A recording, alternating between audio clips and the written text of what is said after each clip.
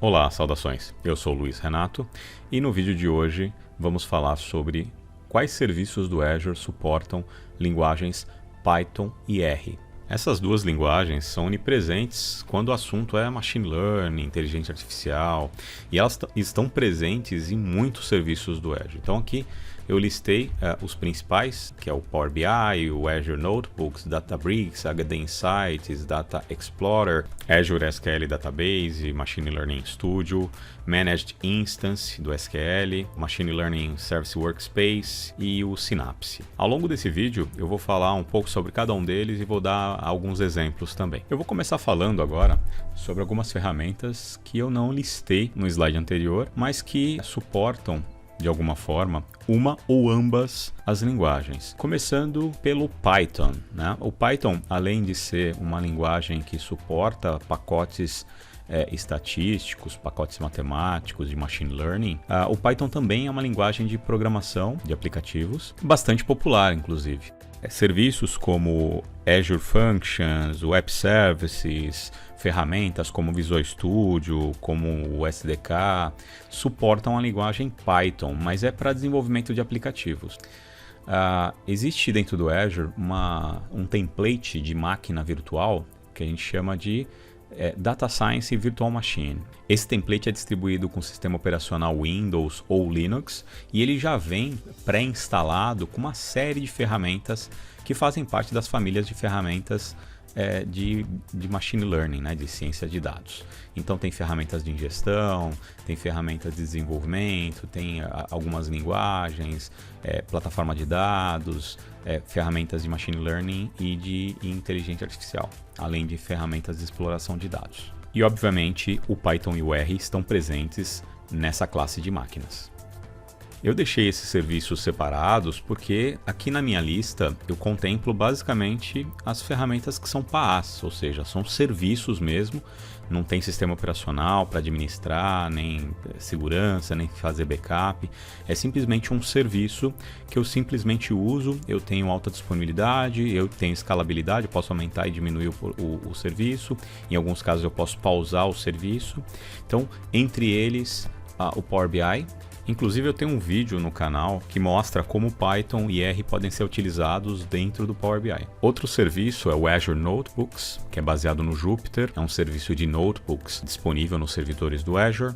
O Azure Databricks também tem um vídeo no canal mostrando o Databricks usando várias linguagens. Eu vou mostrar aqui rapidamente o Databricks usando não só R e Python, como a linguagem SQL e Scala também. Então vamos ver.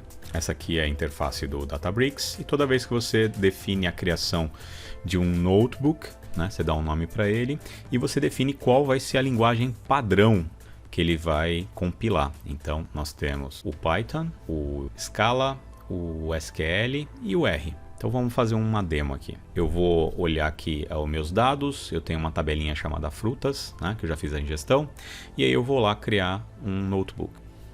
Durante a criação desse notebook, eu defino um nome para o notebook, defino a linguagem, eu vou deixar Python como linguagem principal, mas isso não me impede de usar outras linguagens durante a programação. Então eu posso, em células diferentes, colocar linguagens diferentes. Então aqui ele mostra para mim que a linguagem primária, a linguagem padrão é o Python. Eu começo com Markdown. Para quem não conhece os notebooks, eles são ferramentas de comentário e de código, então coloco primeiro um comentário, então essa demonstração de linguagens do Databricks, e esse título, o Markdown, fica salvo aqui no notebook, e eu posso editar, né, adicionar uma nova linha aqui, e vou colocar aqui, a primeira linguagem é o Python, que é a linguagem padrão do notebook, então eu coloco ali um display, o nome da tabela, que é frutas, e mando executar. Ele retorna o conteúdo da tabela que eu já tinha carregado. Então estou manipulando ali, estou trazendo, listando a tabela. Vou colocar mais um Markdown agora, porque eu vou mudar de linguagem. Então o Markdown 2 é a linguagem R. Aqui, para que a célula suporte o R, eu coloco um %R. E aí eu uso a linguagem R para dar um head, né? Trazer as primeiras linhas do meu dataset. Então, head frutas. A próxima linguagem que eu vou usar colocar aqui no Markdown, no meu comentário, a escala, abro uma célula nova, lembrando que esse notebook suporta por default o Python, então para escrever em escala, eu coloco %escala, frutas.show e peço as primeiras 5 linhas. Executei e ele trouxe lá também o conteúdo da tabela. Por fim, né, eu vou colocar mais um Markdown, a quarta linguagem, que é a linguagem SQL, abro uma célula nova, %SQL, e SQL é uma linguagem de sintaxe de select, né? Então select a series from frutas, limito o número de linhas para 5 e aí ele traz o conteúdo da tabela de frutas. E esse foi o Databricks. Próximo serviço é o HDInsight, né? O HDInsight ele tem uma série de serviços do ecossistema Hadoop, entre eles tem o R-Server, que permite que você programe em R. Também já publiquei vídeos aqui no canal mostrando como se faz isso. O Data Explorer também suporta ambas as linguagens. O SQL Database, né? Desde o SQL Server, na verdade, já existia o R-Server e depois o Machine Learning Services. É um serviço que você instalava no mesmo servidor do SQL e rodava dentro da própria Management Studio, da própria conexão com o SQL, você rodava algoritmos de Machine Learning, né, com R e Python direto contra o banco de dados. Eu tenho um exemplo aqui. Essa é a minha interface do Azure. Aqui eu tenho um servidor com SQL Database. E nesse SQL Database eu tenho o endereço do serviço. E por esse endereço eu faço a conexão. Eu vou abrir aqui o Data Studio, né, mas dá para fazer essa conexão via Management Studio. E vou conectar no meu serviço do Azure SQL Database. Então, essa é a carinha do Data Studio. Eu clico aqui em Servers, adicionar um novo servidor.